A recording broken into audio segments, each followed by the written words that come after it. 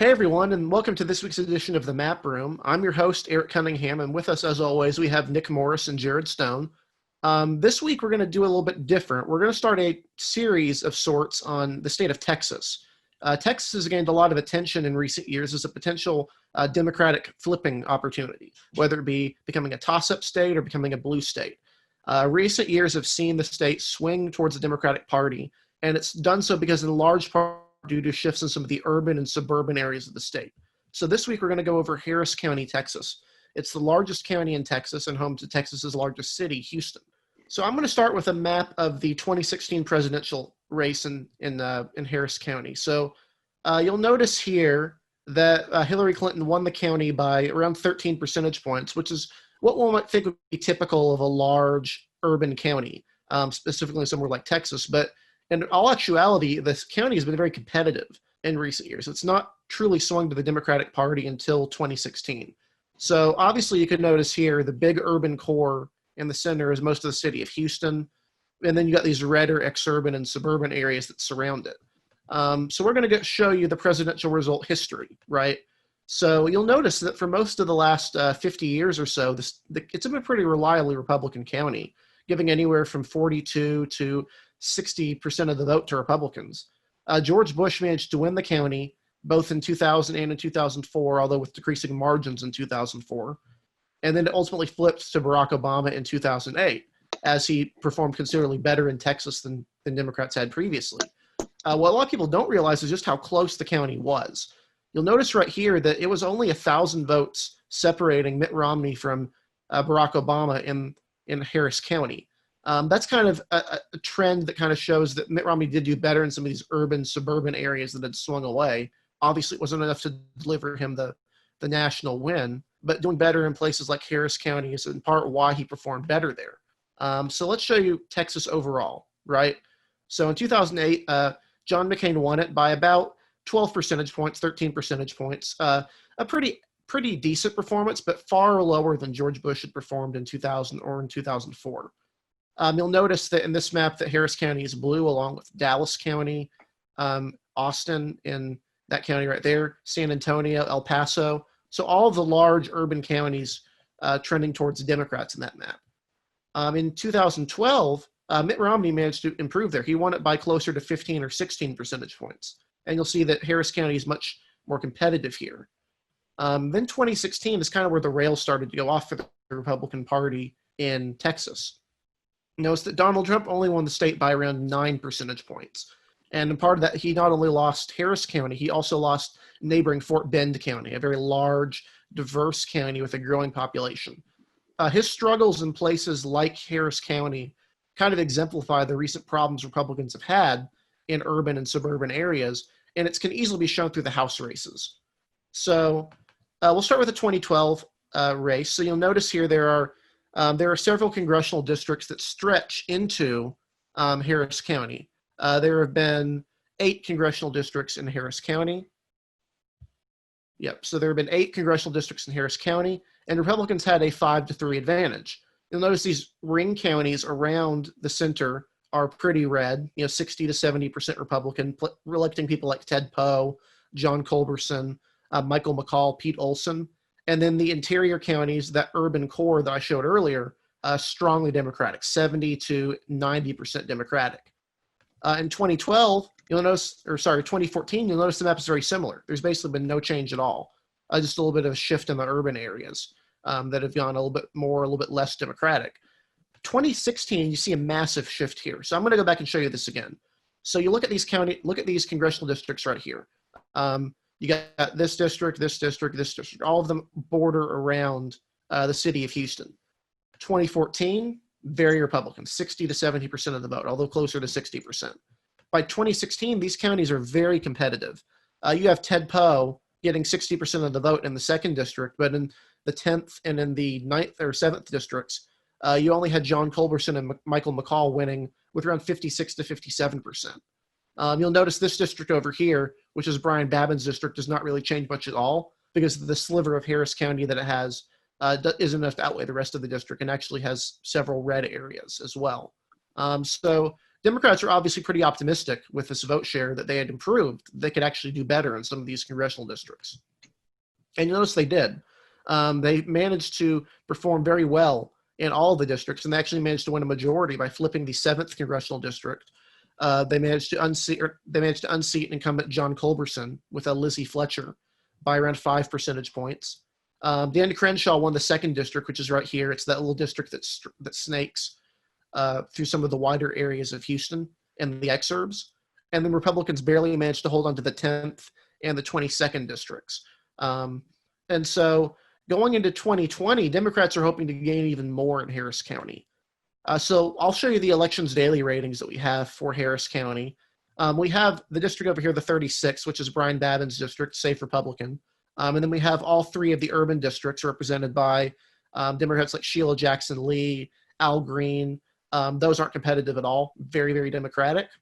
And then so going into the less competitive ones, we have, or more competitive ones, we have the 2nd district is listed as likely Republican. The incumbent is Dan Crenshaw, who's nationally known. He's pretty well respected within the Republican caucus, and it's generally not seen that he's going to have a huge difficulty in winning, although obviously the possibility of him losing is there. So next up we have the 10th congressional district, which is Michael McCall's. That we have listed at lean Republican.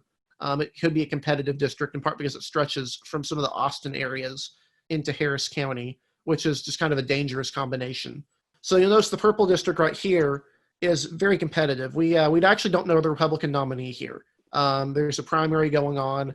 And so ultimately, depending on who the nominee is, this could change. We have it listed as a toss-up.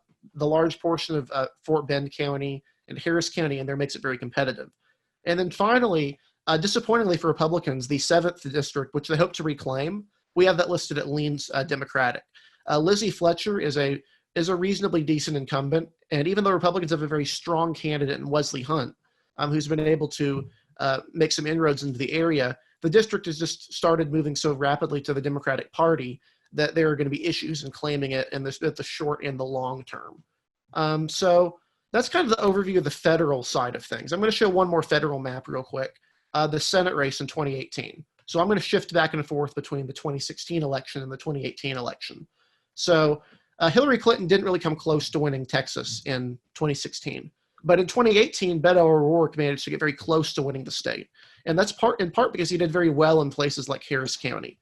You'll notice that Ted Cruz managed to actually perform very similarly to Donald Trump at this county. He underperformed just a little bit. They both got around 41.5% of the vote.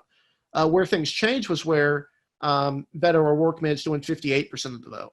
And one thing with these maps I want to give a plug for is our friend, my good friend Jim Newton from Elections Daily has made these maps. You can follow him on Twitter right there, as you can see from the watermark. But you can see that part of this reason he performed much better in Texas in 2018 was because of inroads into places like Harris County. You notice some of these areas in the interior shift more blue, and then you have some other areas around the outside as well. Harris County is a reason why Texas is considered to be leaning or trending towards the Democratic Party long term. But there's other reasons as well. So I'm going to throw it off to Nick, who's going to kind of go over some of the demographic traits of Harris County, the Houston area in general. Harris County has been a county that has been growing pretty rapidly for the last few decades. You've had about 20-25% growth per decade in the last 50 years or so, which has been driving a lot of the political shifts in the county. You'll see from this map that is in front of us now that you have a heavy minority population. In the center of the county, you have a lot of African Americans, but you have a lot more Hispanics in the eastern part, and they are pretty much where the most blue areas of the county are. And with this map that we're showing right here, just to be clear, the green are Hispanics, the blue are black voters, and the red are white voters. Yeah, right. That's right. So as you can see, like you have small patches of African Americans, but it's mostly Hispanics. Mostly, they make up the majority of that minority population in the county. But what's more interesting to look at is the western part of the county. You got a lot of areas of Houston, and you got a lot of suburbs there as well. And they are the areas we have seen massive swings in the 7th in particular. This went from a heavily Republican district back in 2012, and it has been like that for decades. As you can see from this map, Bob Dole won it by over 30 points. And then in 2016, surprisingly, Hillary Clinton won it. No one expected that to happen. And that is pretty indicative of the large suburban shifts that have been happening in this sort of area. And it has been bigger than most areas in the country. The 7th district is actually the district that swung the most from Mitt Romney to Hillary Clinton that wasn't in Utah. Okay, so Nick and Eric both gave very good demonstrations about the political demography and the geography of various regions of the Houston area. And I actually want to go a little bit more into the specific and granular details of Houston politics before we go into some really specific things about Texas House districts and the demography of various surrounding areas of Harris County and Houston itself. So I'm going to share my screen right now. Okay, so the first thing I want to show you is a map of the districts that constitute Houston and Harris County itself. You can see that there are some that are completely confined within Harris County, while there are others that jut a little bit into Harris County, but encompass surrounding regions or counties of Harris County. So I want to split this into a few different sections to demonstrate some of the important trends and factors that we're seeing here. The first one I want to go into basically are the urban districts that constitute the urban core of Houston. And there are 3 I want to go into specifically. You have the 18th here, which is shaped like a crescent, represented by Sheila Jackson Lee, who's pretty entrenched in the area. And this constitutes large swaths of minorities, has a heavy population of African Americans and Latinos. Then you have the 29th, which goes a little bit into the 18th, but is also shaped like a crescent. This one happens to be the other way. The 29th was actually represented by Jean Green for a while until the 2018 midterms. And now Sylvia Garcia is representative of the 29th, and she happens to be the first Latina representative from the Houston area. And finally, for the urban districts, you have the 9th district right here. The 9th district is held by Al Green, who is quite notable for bringing up various impeachment proceedings in the House of Representatives. The 9th, as you can see, goes into a section of urban Houston, but actually delves into parts of Fort Bend County right here, which is a suburban county that I'll be talking about at length after this. It goes into places like Mission Bend, Missouri City, as well as parts of Sugar Land, which are the more democratic areas and growing areas of Fort Bend County. The second type of district that I want to talk about right now are some of the more suburban districts that line the west side of Houston, that are growing in population, that have large swaths of college-educated voters, and that are really defining a lot of the trends that we're seeing in Harris County in general. I want to start with the second, which I would say is the least consequential out of these districts. The second was made as a Republican vote sink because even though it takes in parts of urban Houston, which is generally very blue, the anchor of the district is actually this triangular shaped section right here, which encompasses such cities as Spring, Kingwood, and Humble. And if you're from Texas, you might know the city as Humble. Is currently represented by Dan Crenshaw, who is quite notable after an experience he had with Saturday Night Live and Pete Davidson. It was formerly represented by Ted Poe. And again, the reason why this district is so Republican is because of the anchor, the bastion of Republicanism that you see here in the northern Houston suburbs. That's why this district as a whole leans more Republican than most. Then I want to go to the 7th district. And the 7th is one of 2 I want you to keep your eyes on, especially as we keep going in this episode. The 7th is represented by Lizzie Pinnell Fletcher, who's a freshman Democrat. Now, the irony is that the 7th was actually drawn as a Republican vote sink back with the previous redistricting by Texas Republicans. The reason why is because this actually takes in some of the most Republican or traditionally Republican areas of Houston itself. This section right here basically encompasses western Houston, West Houston. And then you see this arm that juts into the immediate suburbs of Houston, taking in such cities as Bel Air and West University Place, which have historically leaned very strongly Republican. Even in 2012, as recently as that election, Mitt Romney won this district by 21%. However, because this district has a large constituency of college-educated white suburban voters, this district voted for Hillary Clinton by 1%. And it showed the largest swing from a Democrat or from a Republican to a Democrat between the 2 elections on the presidential level. Then you have the 10th here, which I'm going to juxtapose with the 7th later, especially in my article that I'll talk about. The 10th here is represented by Michael McCall, who's a Republican who's from this city called Tomball. Tomball is in western Harris County. It is a more exurban community, but it really shows you some of the most important factors and some of the most important characteristics of the 10th district. The 10th district looks here like a pretty vast and rural district that extends out into central Texas. Now, this is true.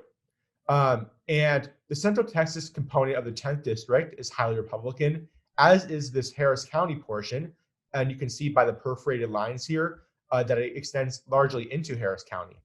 However, this district did vote very narrowly for Beto O'Rourke over Ted Cruz in 2018.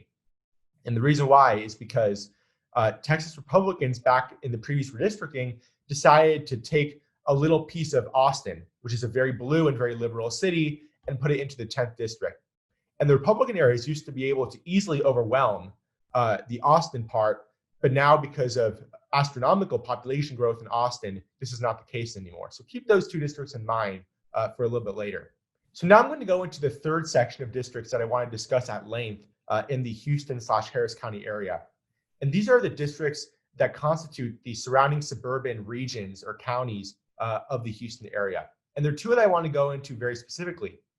The 22nd district, you can see right here, is mostly anchored in Fort Bend County, bar some of these areas, these Democratic bastions that are included in the 9th. And the 22nd extends out into Brazoria County right here, as well as a little bit of Harris County. And so it actually constitutes 3 counties. However, it really is representative of Fort Bend County itself. The 22nd district was made as a safe Republican district. It voted Republicans easily by double digits up until very recently. And even with Trump's struggles among suburbanites, he still won the 22nd by 8%. And so again, the reason why is because it is slightly gerrymandered. These places like Mission Bend, Missouri City, which are more Democratic and cause the county to lean more Democratic nowadays, are included in this 9th district. And therefore, the 22nd has more of a Republican bent. However, things are changing now, especially because this county has become so diverse. Non-Hispanic whites are now a sizable minority of the population, and Asians and African Americans, as well as Hispanics, now basically form the rest of the demographics of this region. And so it's a pretty even split among all of those minority groups as well as whites. And that's one of the reasons why Fort Bend County, as well as the 22nd district, are becoming so competitive nowadays. Ted Cruz won this district very narrowly in his 2018 senatorial bid, even as this district was made to be a Republican haven, essentially a Republican vote sink in the outlying regions of Houston. Now, I want to juxtapose that with the 8th district, which you can see up here. It's hard to see all of it because it constitutes basically all of Montgomery County, which is just north of Harris County. But the 8th includes such places as the Woodlands and parts of Spring and Tomball, as I mentioned earlier. And the 8th is far less racially diverse. The 8th includes a vast majority of its residents as non-Hispanic whites, and minorities simply do not have the power or the constituency to make such inroads for the Democrats there as they do for the 22nd. And because the 8th district is so overwhelmingly white and non-Hispanic, it remains safely Republican to this day. And so the representative there, Kevin Brady, is going to have absolutely no issue returning himself to Congress in 2020. The final area or section of Houston districts that I want to go over is just one district, basically. It's the 36th district right here. The 36th is actually pretty rural. It extends out into East Texas, but it takes in a pretty large chunk of eastern Harris County right over here, including such cities as Baytown and Pasadena right over here. And the 36th is a safely Republican district. And one of the reasons why is because it takes in this highly Republican region of Harris County. And as I'm going to go into a little bit after, Harris County is not monolithic.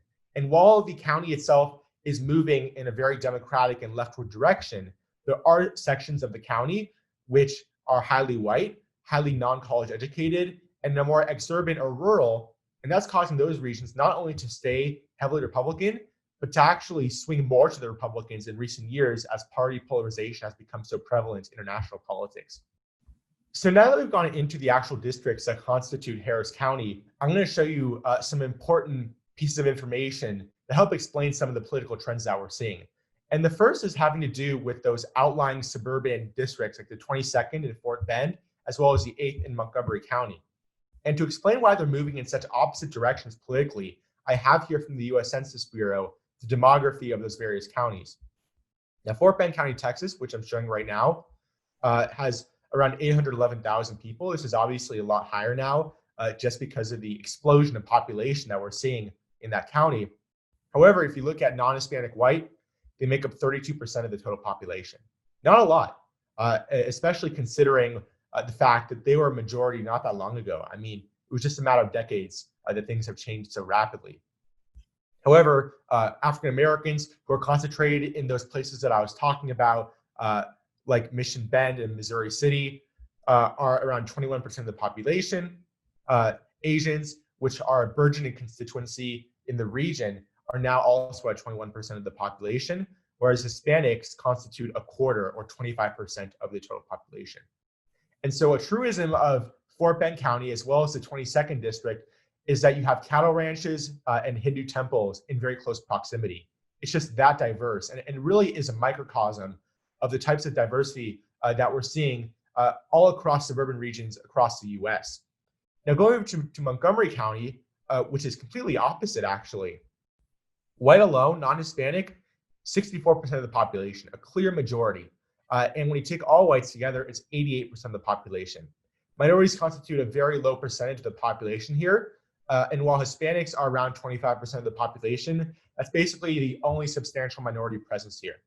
And so you can see from here that Montgomery County is far more white, and therefore it's moving less democratic than the 22nd is. And so the 8th district has remained much more strongly Republican than the 22nd has. That's sort of a demographic overview of those. I'm now going to show you just a little map that I made. I made this as a potential map for the Texas Republicans following the 2020 decade reapportionment and census. And you can see some of the areas of Republican and Democratic support here. I made the 7th of Democratic vote sync that extends into the more Democratic areas of Fort Bend County. As you can see here that Fort Bend County has a lot of Democratic support, especially in these border areas with Harris County. But nevertheless, Montgomery County right here, which I'm outlining right now, still strongly Republican. There's no reason for Montgomery County to move to the Democratic column for a long time. It's safely Republican at this point. Now I want to go into the 36th district, which I talked to you about a little bit, which takes in a large swath of eastern Harris County, which is more exurban, more rural, and much more white, and therefore it is friendly to Republicans. This is a map actually of the Texas State House. It shows you all of the hundreds of House districts that line Texas and that are spread out across Texas. If you look at the Harris County inset, which is right here, you can see this little red district in eastern Harris County, which is the 128th House district. And in fact, I wrote an article about the very controversial representative of this district, the 128th, because it is emblematic of the types of trends that we're seeing in eastern Harris County, even as the county itself is moving more to the left. And this is my article that I wrote about these trends, and you can find this on Elections Daily. I call it The Tale of Two Districts, Polarizing Voting Patterns in Harris County, Texas. And if we go down, you can see some of the information that I wrote about this very unique 128th House district. Its representative is Briscoe Cain. And Briscoe Cain gained a lot of notoriety when he shared a tweet basically fighting back against Beto O'Rourke and his claim that he would confiscate guns from US citizens.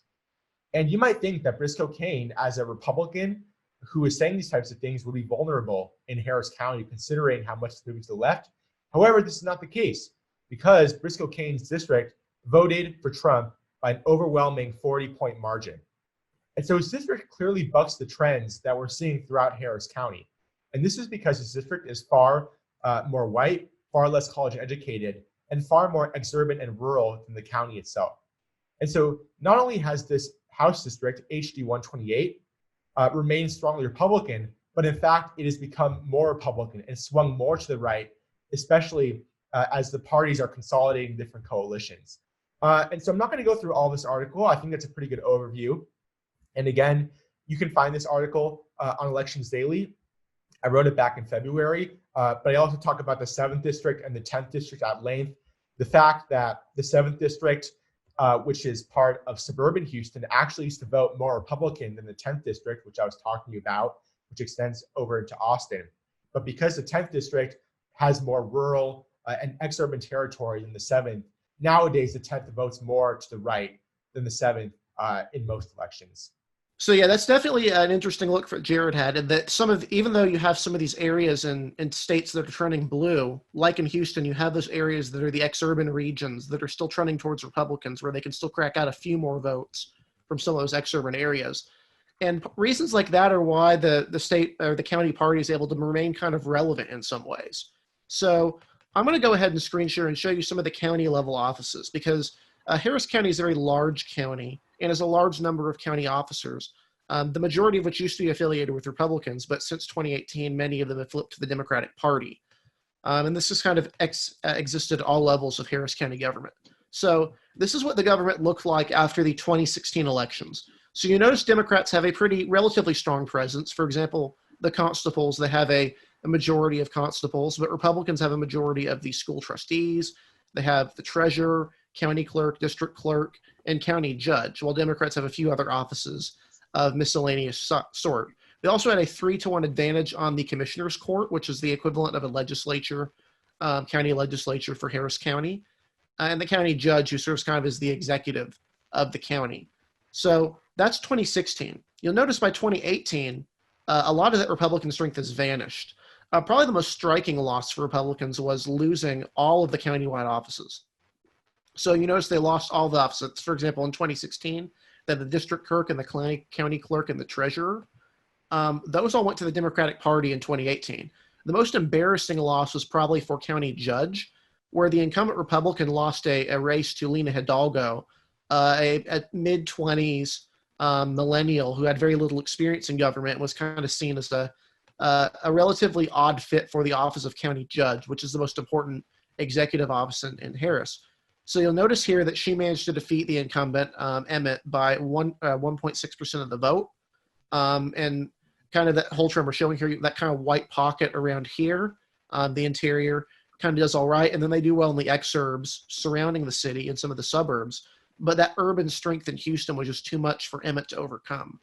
And so why is this important? Well, obviously Harris County is a large county, and the Commissioner's Court has a pretty important role. It's like any other county legislature. So the current, this is the current layout of the Commissioner's Court. So the executive officer is, of course, Lena Hidalgo. You can see here she's very young. She's under 30.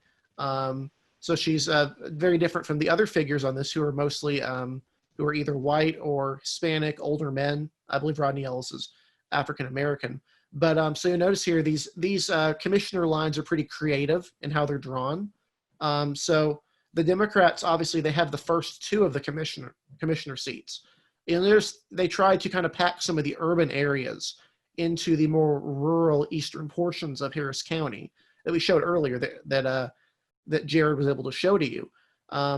But Democrats were able to overcome it and take over that seat. Republicans still have, however, 2 seats on the commission. They have the 3rd precinct, which shifts, which obviously goes into that little center area that Republicans still do all right in. And then you have the 4th precinct.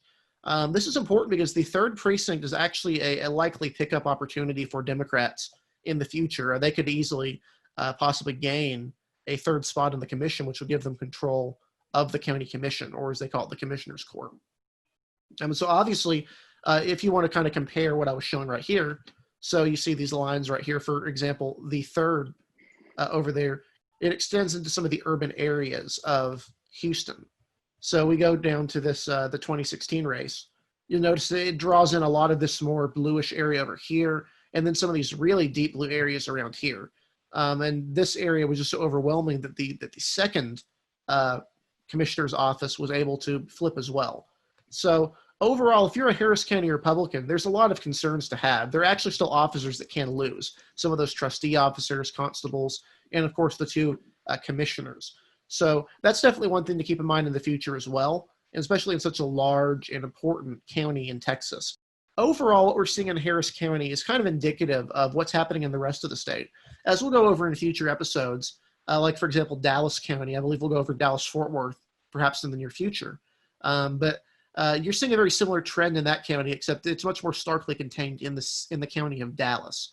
Whereas here, it's pretty much city of Houston growing and overwhelming. And it's not like the city of Houston is, in theory, lost for Republicans at the local level. Up until recently, Republicans have been able to be competitive in some of the mayoral races. But due to Democratic strength, the mayoral vote and vote shares in the city of Houston, which is the most Democratic part of the county, was able to pretty much mirror the countywide result in terms of the vote. That's kind of the 54 or 57 to 41 split. So even in a place where Republicans were able to be competitive until recently, you're starting to see that declining Republican strength. So overall, I'm just going to pull up one more thing here to kind of give you an idea of the problem Republicans are facing in Texas. People think of Texas as a predominantly rural state because it is so large and because it has so many counties, most of which are rural. The assumption is that obviously most of the people must live in the rural areas and they kind of overwhelm the urban vote. The problem is that's not the case. So I'll go ahead and pull up this demographic map right here. Not demographic map, sorry, the population map. So you notice most of Texas is pretty barren. Geographically, outside of El Paso, most of western Texas is fairly lowly populated. You have some cities in the Rio Grande Valley that are fairly growing rapidly. But other than that, this part of the state is pretty barren. It's eastern Texas that's seeing this kind of the starkest population growth. Places like San Antonio and the Dallas-Fort Worth area, but also the Houston metropolitan area, which does extend beyond just Harris County into places like Fort Bend. As Texas continues to grow, and most of this growth comes from these urban and suburban areas, many of which were Republican strongholds for decades, Republicans are going to kind of have to scramble to regain some of that rural vote, or some of the vote share overall. So, for example, let me show you 2016. You'll notice right here, most of those rural counties are very Republican already. It's very hard for them to become more conservative than they are at the moment. And even then, these areas aren't entirely unpopulated. You have cities like Midland and Odessa that are in Laredo, that are in Texas in general, that are growing rapidly as well. Some of these areas around the valley that you could think they could have some room to grow, they have very large Hispanic populations. So even though they're not that appealing of a target, whereas Democrats are gaining, of course, in Austin and in Dallas-Fort Worth area and in the Houston metropolitan area, but chiefly in Harris County and in Fort Bend. As we'll explain in future episodes, those shifts are something Republicans will have to deal with if they want to remain competitive in Texas in the future. And they'll have to deal with this if they are able to draw the districts in the next decade, as it is assuming they manage to maintain control of the legislature at all, because the state house is actually in play due in part to some of those house districts that Jared mentioned earlier. So overall, hope this was an informative look at Harris County, and we're going to continue looking at Texas for the next few episodes. But hopefully this gives you a good idea of a baseline of kind of the Republican decline in Harris County, one of the largest counties in the state, and one of the most important counties for Democrats that they're hoping to gain control. So with that, I think we'll end this week's edition of the Map Room. So where can we follow you guys on social media? So you can find me on Twitter at JStonePolitics. That's my Twitter handle. You can find me on Twitter too. My handle is TossUpReport. And you can follow me at DECunningham2 on Twitter. And you can find all of our writings at Elections Daily. You can go to the website and elections-daily.com, go to the author section and easily find what we've written. So with that, we'll end this week's edition of the Map Room. And thank you for watching, and we'll see you next week.